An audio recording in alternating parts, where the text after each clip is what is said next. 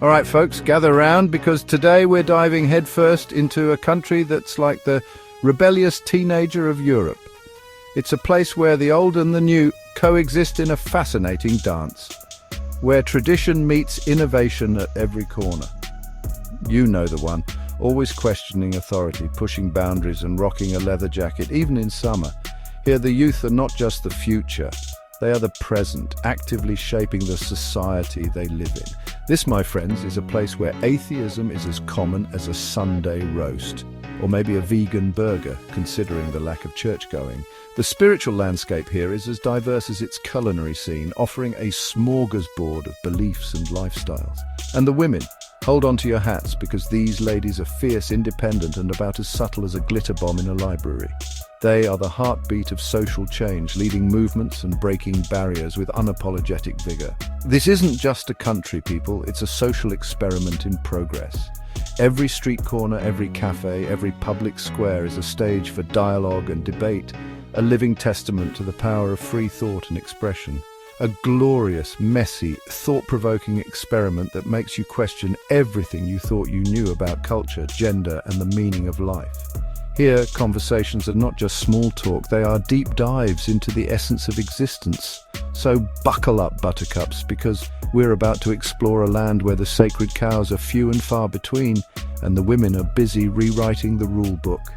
This is a place where the countryside is as serene as the cities are vibrant, each offering its own unique flavor of life. This, my friends, is a place of curious contrasts, where ancient history collides with modern ideals, and where the only thing more intoxicating than the local spirits is the spirit of freedom itself. It's a land where every day is a new chapter in an ever-evolving story. A story that invites you to be a part of its unfolding narrative. Now let's address the elephant in the room, or rather the lack of one. In this part of the world, the absence of religious fervor is almost palpable. It's like stepping into a different dimension where the divine takes a backseat to the mundane and the sacred is overshadowed by the secular. In most parts of the world, religion is about as avoidable as a Kardashian on social media. It's everywhere, woven into the fabric of daily life, from the prayers whispered at dawn to the rituals performed at dusk. But not here, folks. This is a country where atheism, or at the very least a healthy dose of skepticism, reigns supreme. Here, the questions of existence and the universe are approached with a scientific mindset, and the answers are sought in textbooks and laboratories, not in ancient scriptures. Why, you ask? Well, it's not because they're a nation of heathens who sacrifice kittens at the altar of Richard Dawkins, though I'm sure there's a black metal band out there somewhere who'd appreciate the imagery. It's because they have cultivated a culture that prioritizes empirical evidence over dogma. It's more nuanced than that. The people here have a deep respect for knowledge and a profound appreciation for the mysteries of the universe, but they prefer to explore these mysteries through the lens of science and reason. You see, this is a place that values critical thinking, logic, and evidence-based reasoning. They believe that every claim should be scrutinized, every theory tested, and every belief questioned. They're not just rejecting God, they're questioning everything. From the origins of the cosmos to the nature of consciousness, no topic is off limits, and no question is too sacred to be asked. It's not about blind faith, it's about demanding proof, and frankly, who can blame them? In a world filled with misinformation and half-truths, a little skepticism is not just healthy, it's essential. In a world where politicians lie more often than they breathe, and reality TV passes for actual reality, a little healthy skepticism goes a long way. Here, the pursuit of truth is a communal effort, a shared journey towards understanding the world as it truly is, unclouded by superstition and untainted by unfounded beliefs. To understand this country's aversion to organized religion, you've got to dig into their history. It's a history rich with tales of power struggles, cultural shifts, and societal evolution. The roots of their skepticism run deep, intertwined with centuries of conflict and change. Imagine, if you will, centuries of religious wars, crusades, inquisitions, the whole shebang. These weren't just isolated incidents, but prolonged periods of turmoil that shaped the very fabric of society. The scars of these conflicts are still visible today, etched into the landscape and the collective memory of the people.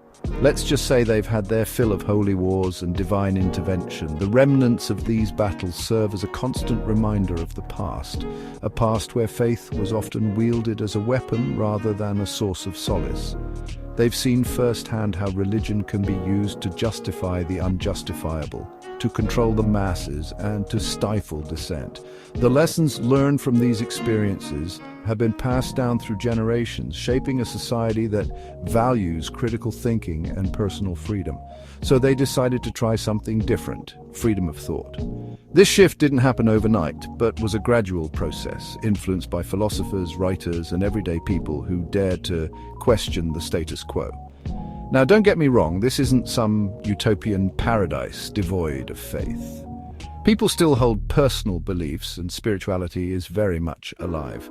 However, it's a private affair, respected but not imposed. You'll still find churches and temples scattered throughout the land, but they're more like historical landmarks than bustling centers of worship. These structures stand as silent witnesses to a bygone era, appreciated for their architectural beauty and historical significance.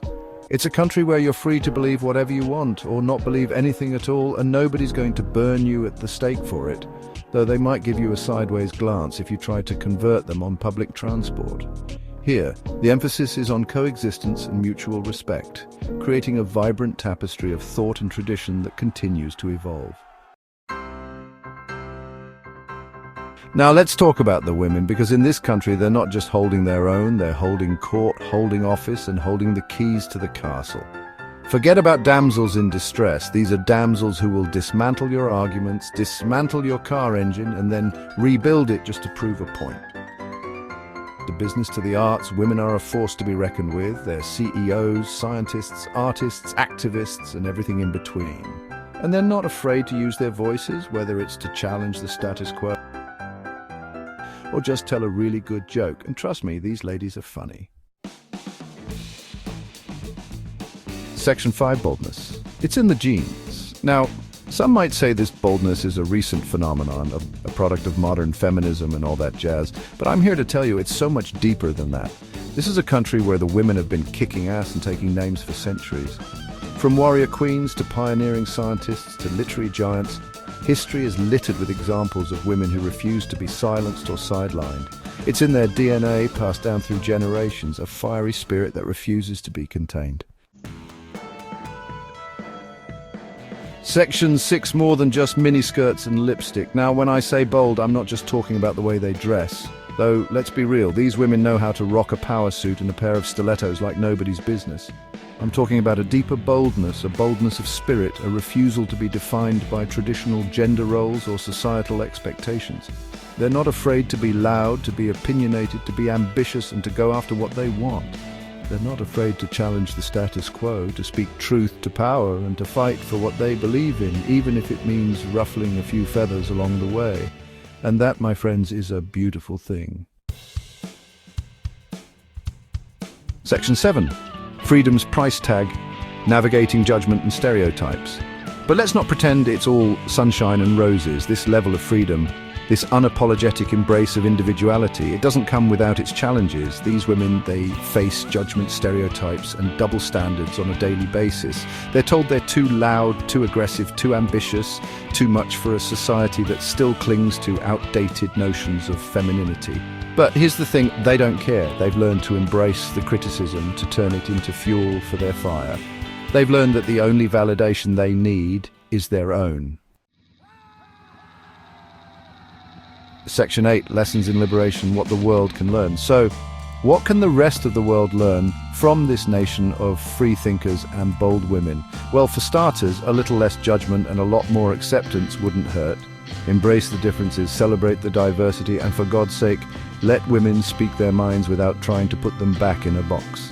Because when women are empowered, when they're given the freedom to reach their full potential, the whole world benefits. They're not just breaking down barriers, they're building bridges to a more equitable, just, and frankly, more interesting future. So let's raise a glass, or a reusable water bottle, we are environmentally conscious after all, to the bold, the beautiful, and the unapologetically themselves. Section 9. A toast to the bold and the beautiful. The world could use a little more of their spirit, their fire, and their unwavering belief in the power of individuality. Until next time, stay curious, stay woke, and stay fabulous.